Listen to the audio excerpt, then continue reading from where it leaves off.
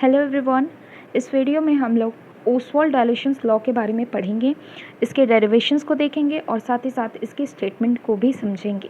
ठीक है, so start करते हैं ओसवाल्ड डायल्यूशंस लॉ।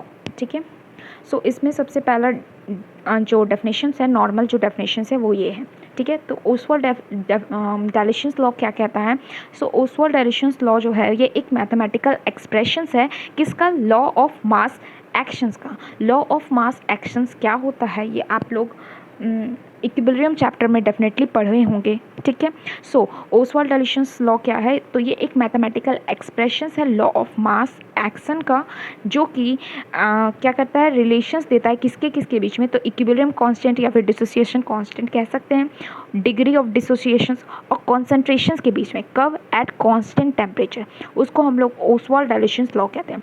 ठीक है, तो ओसवाल्ड डायल्यूशंस लॉ एक एक्सप्रेशन है, मैथमेटिकल एक्सप्रेशन है किसका? लॉ ऑफ मास एक्शन का, जो कि एक रिलेशंस इस्टेब्लिश करता है किसके किसके बीच में? इक्विलिब्रियम कांस्टेंट या फिर डिसोसिएशन कांस्टेंट, डिग्री ऑफ डिसोसिएशंस और कॉन्सेंट्रेशन के बीच में। वो भी कब? एट कांस्टेंट टेम्परेचर पे। तो उसको हम लोग ओसवाल्ड डायल्यूशंस लॉ कहते हैं। ठीक है, स्टेटमेंट देखते हैं। नॉर्मली जो डेरिवेशंस के बाद जो इक्वेशन आता है उसका स्टेटमेंट है ये। ठीक है, तो क्या बोलता है देखो, द डिग्री ऑफ आयनाइजेशन हो या डिसोसिएशन हो, ठीक है, आयंस में ब्रेक कर रहा है। ठीक है, the degree of ionisation of any weak electrolytes is inversely proportional to the square root of the concentrations and the directly proportional to the square root of dilutions। ठीक है, तो ये स्टेटमेंट को हम आगे डिराइव करेंगे, इक्वेशन के साथ दिखाएंगे, तो इस स्टेटमेंट को समझना थोड़ा आसान होगा। ठीक है, तब भी एक बार हम रीड करके बता देते हैं। ठीक है, तो ये स्टेटमेंट कह रहा है कि जो डिग्री ऑफ आयनाइजेशन या फिर डिसोसिएशन आएगा किसका? वीक इलेक्ट्रोलाइट्स का। ठीक है, स्ट्रॉन्ग इलेक्ट्रोलाइट्स का नहीं निकालेंगे क्योंकि वो कम्प्लीटली डिसोसिएट हो जाता है और वो एक इनरिवर्सिबल रिएक्शंस को शो करता है। ठीक है, तो वीक इलेक्ट्रोलाइट्स का जो भी हम लोग डिसोसिएशन निकालेंगे, तो जो डिग्री ऑफ आयनाइजेशन या फिर डिसोसिएशन होगा वीक इलेक्ट्रोलाइट का, वो इनरिवर्सिबल प्रोपोर्शनल होगा किसके? स्क्वायर रूट के। स्क्वायर रूट में कॉन्सेंट्रेशन होगा और क्या बोल रहा है? ठीक है, इनरिवर्सिबल प्रोपोर्शनल होगा और डायरेक्ट प्रोपोर्शनल होगा स्क्वायर रूट ऑफ डायल्यूशंस के। ठीक है, तो डायरेक्ट प्रोपोर्शनल होगा डायल्यूशंस के। ठीक है, तो इस तरीके का रिएक्शंस हमको आगे डेरिवेशंस में देखने को मिलेगा। ठीक है, आगे डेरिवेशंस करते हैं तो उसके हिसाब से देखेंगे। तो स्टेटमेंट समझ में आ गया होगा। तो हम जो फाइनल जो एक्सप्रेशंस, जो मैथमेटिकल एक्सप्रेशन निकालने जा रहे हैं वो कुछ जो अभी हम स्टेटमेंट बताए हैं इसके अकॉर्डिंग होगा। डायरेक्टली प्रोपोर्शनल होगा डायल्यूशंस के और इन्वर्सली प्रोपोर्शनल होगा किसके? स्क्वायर रूट ऑफ कॉन्सेंट्रेशंस के। ठीक है, आगे बढ़ते हैं। अब एक्सप्लेनेशंस विथ डेरिवेशंस हम लोग देखते हैं। ठीक है, देखो ऊपर में जो हम स्टेटमेंट बताए हैं उसी को हम लोग थोड़ा सा मैथमेटिकल टर्म्स में लिख दिया है समझने के लिए। देखो, alpha is your degree of dissociation या फिर आयनाइजेशन किसका? वीक इलेक्ट्रोलाइट्स का। C is your concentration and V is your dilutions. ठीक है, तो हम लोग क्या बोले, ऊपर वाला स्टेटमेंट क्या बोला? ऊपर वाला स्टेटमेंट बोला कि डिग्री ऑफ डिसोसिएशंस या फिर आयनाइजेशन जो होगा, जो अल्फा है, वो क्या होगा? डायरेक्टली प्रोपोर्शनल होगा किसके? तो डायरेक्टली प्रोपोर्शनल होगा स्क्वायर रूट ऑफ डायल्यूशंस के, यानी ये। ठीक है, और क्या टर्म बोला गया था? डिग्री ऑफ डिसोसिएशन या फिर आयनाइजेशन डायरेक्टली इन्वर्सली प्रोपोर्शनल होगा किसके? स्क्वायर रूट के। किसके स्क्वायर रूट के? कॉन्सेंट्रेशन के स्क्वायर रूट के। तो ये वाला टर्म्स हम ऊपर वाला बता चुके हैं, ये चीज़ अभी ऊपर। ठीक है, तो इसको हम लोग डिराइव करेंगे इस इक्वेशन को आगे। ठीक है, तो ये हो गया। तो Ostwald dilutions law is not applicable for strong electrolytes since they are dissociated. देखो ये वाला टर्म्स, ये वाला लाइन हम पहले भी बोल दिए कि ओसवाल्ड डायल्यूशंस जो है वो स्ट्रॉन्ग इलेक्ट्रोलाइट्स के लिए यूज़ नहीं होता है, बिकॉज स्ट्रॉन्ग इलेक्ट्रोलाइट जो होता है वो कम्प्लीटली आयन में टूट जाता है और वो रिएक्शन रिवर्सिबल पॉसिबल नहीं होता है, इसलिए वो इरिवर्सिबल होता है। इसलिए जो भी ओसवाल्ड डायल्यूशंस लॉ हम लोग करते हैं वो हम लोग किसके लिए करते हैं? वो हम लोग वीक इलेक्ट्रोलाइट्स के लिए करते हैं। ठीक है, वीक इलेक्ट्रोलाइट्स के लिए हम लोग ओसवाल्ड डायल्यूशंस करते हैं। ठीक है, आगे बढ़ते हैं। अब हम लोग डेरिवेशंस देखेंगे। ठीक है, हाँ, सो चलो डेरिवेशन देखते हैं। Oswald dilutions law PDF clear नहीं होगा, ब्लर आ गया है पिक्चर, बट आई थिंक समझ में आ रहा होगा। ठीक है, एक मिनट येलो से कर देते हैं तब शायद क्लियर हो। ठीक है, सो ओसवाल्ड डायल्यूशंस लॉ हम लोग निकालेंगे किसके लिए? वीक इलेक्ट्रोलाइट्स के लिए। स्ट्रॉन्ग इलेक्ट्रोलाइट्स के लिए नहीं निकलता है because strong electrolyte is completely dissociated into ions and they are irreversible in natures.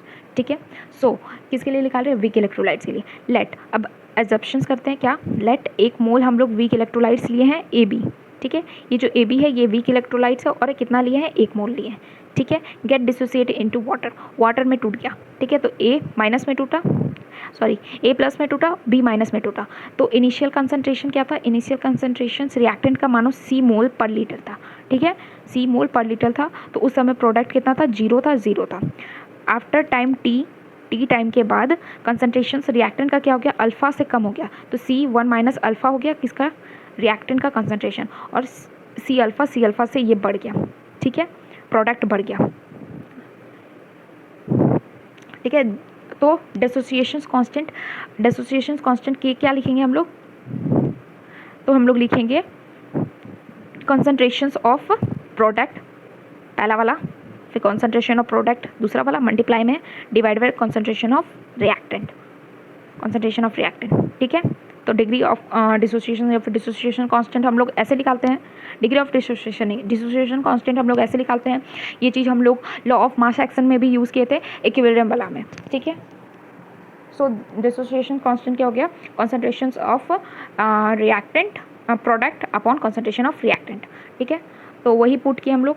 तो इसकी जगह पे क्या होगा? C अल्फा पुट किए हैं और इसकी जगह पे C अल्फा पुट किए हैं। बहुत ज़्यादा मैसी हो गया है, 1 मिनट क्लीन कर देते हैं थोड़ा तो क्लियर होगा। हाँ, तो देखो ये पुट किए यहाँ, ये पुट किए यहाँ और इसका पुट किए यहाँ। ठीक है, आगे देखते हैं। तो ये कंसंट्रेशन वाला हटाएं तो क्या हो जाएगा? C² अल्फा स्क्वायर हो गया और नीचे क्या हो गया? C1 माइनस अल्फा हो गया। ठीक है, डिसोसिएशन। अब मानो देखो इसमें एक चीज़ मानना है, क्या मानना है? Dissociation of degree of ionisation, ionisation जो हो रहा है वो क्या हो रहा है? Alpha is very less. ये जो अल्फा है, अल्फा क्या है? डिग्री ऑफ डिसोसिएशन या फिर डिग्री ऑफ आयनाइजेशन है। तो जो आयनाइजेशन हो रहा है इसमें आयन में बहुत कम टूटता है ना। वीक इलेक्ट्रोलाइट्स में क्या होता है? आयन्स में टूटते नहीं है ज़्यादा। ठीक है, तो अल्फा जो है डिग्री ऑफ डिसोसिएशन जो है वो काफ़ी कम है, तो लेस है। तो 1 माइनस अल्फ़ा को हम लोग 1 कंसिडर कर लेते हैं। अगर 1 कंसिडर करेंगे तो क्या हो जाएगा? K is equals to C² alpha square upon 1 minus alpha को 1 मान लिया तो यहाँ पे इंटू C हो गया। एक C कैंसिल हो गया, तो K इज इक्वल्स टू क्या हो गया? K इज इक्वल्स टू रुको यहाँ पे लिखते हैं अच्छा से। K इज इक्वल्स टू क्या हो जाएगा फिर? K इज इक्वल्स टू हो जाएगा C अल्फ़ा स्क्वायर अपॉन कुछ नहीं होगा। ठीक है, ये टर्म आ गया, ये आ गया। हमको क्या निकालना था? हमको डिग्री ऑफ आयनाइजेशन निकालना था या फिर वो टर्म्स। ठीक है, तो यहाँ से हमको अल्फ़ा निकालना है। ठीक है, तो K को ऐसे कर दो, alpha square is equal to क्या हो जाएगा? K अपॉन C हो जाएगा। देखो वही चीज़ यहाँ पे किए हुए हैं। ठीक है, हमको अल्फ़ा ही निकालना था ना, बिकॉज डिग्री ऑफ आयनाइजेशन हमको निकालना है, क्योंकि हम लोग स्टेटमेंट में पढ़े degree of ionisation weak electrolytes का डायरेक्टली प्रोपोर्शनल होगा डायल्यूशन के, इनवर्सली प्रोपोर्शनल होगा स्क्वायर रूट ऑफ किसके? कंसंट्रेशन के। ठीक है, तो हमको अल्फ़ा निकालना था, तो अल्फ़ा इज इक्वल टू देखो alpha square is equal to K upon C आया। K क्या है? कंसंट्रेशन है। C क्या है? डायल्यूशन है।